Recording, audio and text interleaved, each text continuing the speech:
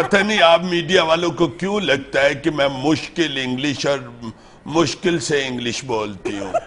आपसे अच्छे तो होटल के डेफ हैं। डेफ? बहरे। एक तो अंग्रेजी का तर्जुमा भी मुझे खुद ही करना पड़ता है। अभी मैं सुबह डिनर करने गई। सुबह डिनर करने गई, ठीक है ठीक है ठीक है ठीक है। आपको क्या तकलीफ है? स्टार्स को जब टाइम मिले वो कर लेते हैं डिनर। सुबह मैं डिनर करने गई होटल में, तो मैंने पूछा व्हाट इज, यानी क्या क्या है। What is? तो उसने यानी डेफ ने बताया ऑल सम इज, सब कुछ है। Some is. मैंने कहा हेड फुट इज, सिर पाए है। अच्छा। उसने कहा इज।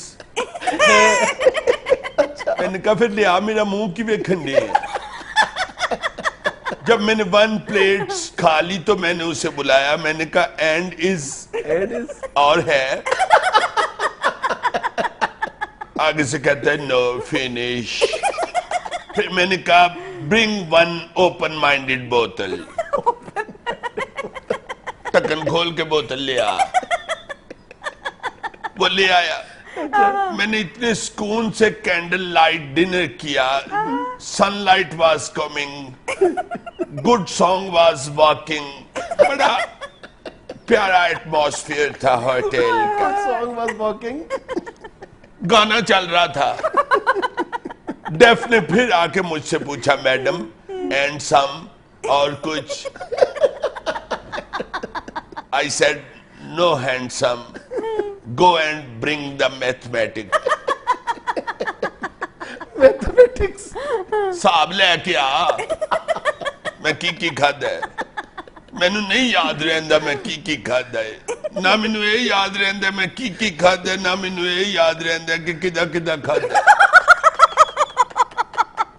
वो जब मैथमेटिक्स लेके आया तो मैंने उसे 100 रुपी टिप दे दिया। मैंने कहा go and kill the waves. Kill the waves. जा जाके मौजा मार। आपकी अंग्रेजी बहरा ही समझ सकता है। डोंट डू टिच कर, keep your work with work. अपने काम से काम रखे सर। आप इन्हें छोड़ें, ये बताएं कि मंगनी टूटने की वजह क्या हुई? वजह क्या होनी थी? बस मिसेस थंब गुम गई। Mrs thumb? ओ जाहिला, थंब अंगूठा, मिसेस थंब अंगूठी। बस एक मिसेस थंब के पीछे उन्होंने मेरी इंसल्ट शुरू कर दी। Then I became straight with them. Straight with them? हाय सीधी हो गई। मैंने कहा व्हाट इज योर टाइमिंग, तुम्हारी औकात क्या है? मुझ पर कीचड़ जंपिंग कर रहे हो। Big living not. Big living not क्या है? बड़ा रहंदा नहीं। यानी अब फिर से आप रिश्ते की तलाश में हैं। यस, इसलिए मैं बाहर जा रही हूँ और कोई मुझे स्नो विंडो देखने का शौक नहीं। Snow window? बर्फबारी। बारी विंडोज सर।